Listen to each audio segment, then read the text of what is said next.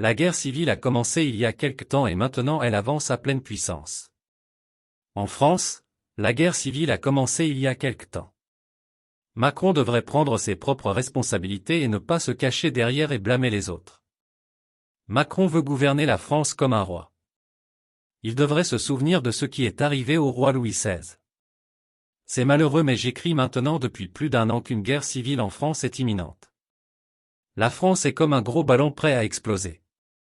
J'ai vu la transformation de la France après Mitterrand en un autre pays. François Mitterrand a ouvert les portes à l'immigration de différentes parties du monde sans tenir compte du fait que les différences entre les nouveaux immigrants et les Français étaient trop grandes sans détruire la culture française et se diriger vers une guerre civile. De 1980 à 2023 et de Mitterrand à Macron a été un voyage très dangereux et destructeur. Sous Chirac et Sarkozy, la situation a été gérée avec des réponses plus fermes grâce à Charles Pasqua qui était ministre de l'Intérieur. Il y a eu un fascisme et une dictature croissant dans le gouvernement de Hollande avec son premier ministre Manuel Valls et plus tard avec Macron. Il joue avec le feu dans un pays où les rois ont perdu la tête et ont été remplacés très rapidement. La France vit dans le scénario de banlieue 13 de Luc Besson. Les anciens immigrés sont désormais 100% français et ils devront respecter et non différencier les lois d'un Français à l'autre. Macron doit être remplacé très rapidement avant que la France ne devienne comme l'ancien Liban. La dictature ne marche pas en France. Je comprends que Macron se sent en sécurité avec les Rothschild derrière lui, mais ils ne pourront pas le sauver à moins qu'il ne s'échappe de France vers le Royaume-Uni ou les États-Unis. C'est maintenant une nouvelle France. Regardez les champions de France de la Coupe du Monde. Vous ne pouvez pas être fier lorsque vous gagnez le championnat du monde de football, puis que vous manquez de respect et que vous considérez les mêmes personnes comme des citoyens de troisième classe comme ils le faisaient en Afrique pendant la colonisation.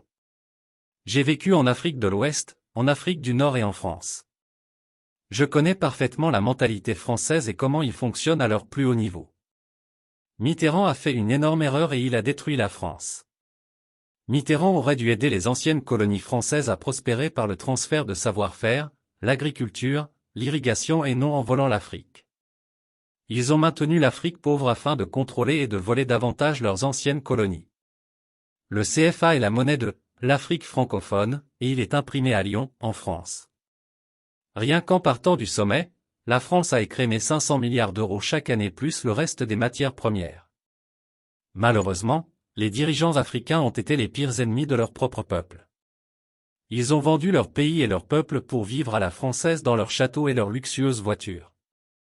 Cela continue en Afrique, mais des pays comme la Chine, la Turquie et la Russie ont changé la domination et le monopole de la France et du Royaume-Uni en Afrique. La France sans l'Afrique sera une nation pauvre. Si, par miracle, la France et le Royaume-Uni avaient remboursé ce qu'ils ont volé dans le passé, l'Afrique deviendrait l'un des continents les plus riches et les plus prospères de la planète. Comme l'a dit le président sud-africain au reste du monde et à Macron, les Africains ne sont pas des mendiants. C'est très vrai mais les ex-colonies en ont fait des mendiants. Je demanderai aux dirigeants africains de prendre leurs propres responsabilités pour avoir vendu et trahi leur propre peuple.